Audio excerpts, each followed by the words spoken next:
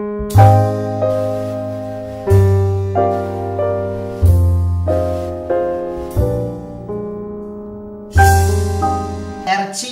വരട്ടിയെടുക്കുന്നത് നാടൻ രീതിയിൽ തന്നെയാണ് എല്ലാം ചെയ്യുന്നത്. അത് ചാറോട് കൂടിയാകാം, ചാറില്ലാതെയാകാം, അപ്പത്തിൻ്റെ കൂടെ ചേരാം, അതുപോലെ ചോറിൻ്റെ കൂടെയും ചേരാം. ആ കോഴി റോസ്റ്റിന് വേണ്ട കാര്യങ്ങളും അതെങ്ങനെയാണ് ഉണ്ടാക്കുന്നതെന്ന് ഇപ്പം പറയാൻ പോകും. ഇപ്പം ഞാൻ ആദ്യം വേണ്ട എണ്ണ ചേർക്കുക, ഒരു 1/2 കപ്പ്. അത് കഴിഞ്ഞ് ബാക്കി ചെറിയ ഉള്ളി ചതച്ചത്, മഞ്ഞൾപ്പൊടി, വിനാഗിരി, ഇഞ്ചിയും വെളുത്തുള്ളിയും ചതച്ചത്, മുളക് പൊടി, മല്ലിപ്പൊടി, ഗരം മസാലപ്പൊടി,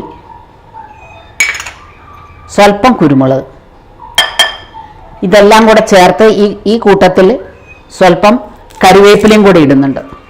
ഇതെല്ലാം കൂടി ചേർത്ത് നല്ലപോലെ തേച്ച് പിടിപ്പിക്കണം കറിയിൽ. ഇത് 1 മണിക്കൂർ ഇരുന്ന് കഴിയുമ്പോഴാണ് ഇതിലെല്ലാം പിടിക്കുന്നത്. ആ 1 മണിക്കൂർ കഴിയുമ്പോൾ ഇത് അടുപ്പത്താക്കും. ഇപ്പോൾ 1 മണിക്കൂർ കഴിഞ്ഞുകൊണ്ട് നല്ലപോലെ അരപ്പ് പിടിച്ചിട്ടുണ്ട്.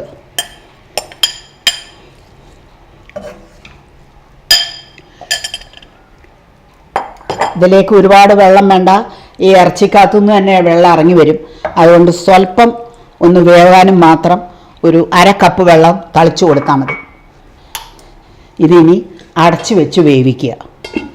ഒരു ഏകദേശം 15 to 20 മിനിറ്റ്സിൻ്റെ സമയമെടുക്കും. കാരണം ഇറച്ചിയുടെ മൂപ്പ് അനുസരിച്ചാണ് ഇതിൻ്റെ വേവ്. അരപ്പെല്ലാം പരട്ടിയതുകൊണ്ട് വേറെ ഒന്നും ചെയ്യാനില്ല. കഴിഞ്ഞു. കോഴി നല്ലപോലെ വെന്തു, അരപ്പുകളെല്ലാം പിടിച്ചിട്ടുണ്ട്.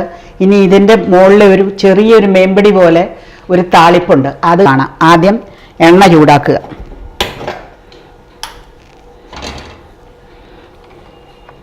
എണ്ണ ഒരു 2 ടേബിൾ സ്പൂണോ 3 ടേബിൾ സ്പൂൺ ആയാലും മതി. മൂത്ത് കഴിയുമ്പോൾ 1 ടീസ്പൂൺ കടുകിടുന്നു.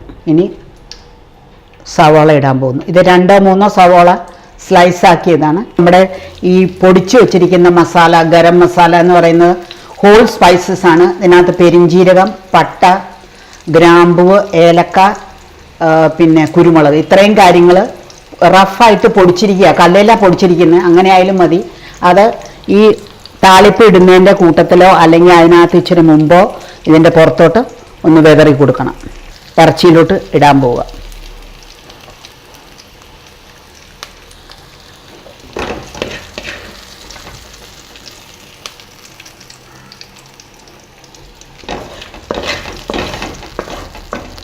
ഇതിങ്ങനെ ഇടാം, അതല്ല നമ്മൾ പ്ലേറ്റിനകത്തോട്ട് വിളമ്പി കഴിഞ്ഞിട്ടാണ് ഇടേണ്ടതെന്ന് വെച്ചാൽ അങ്ങനെയാകാം.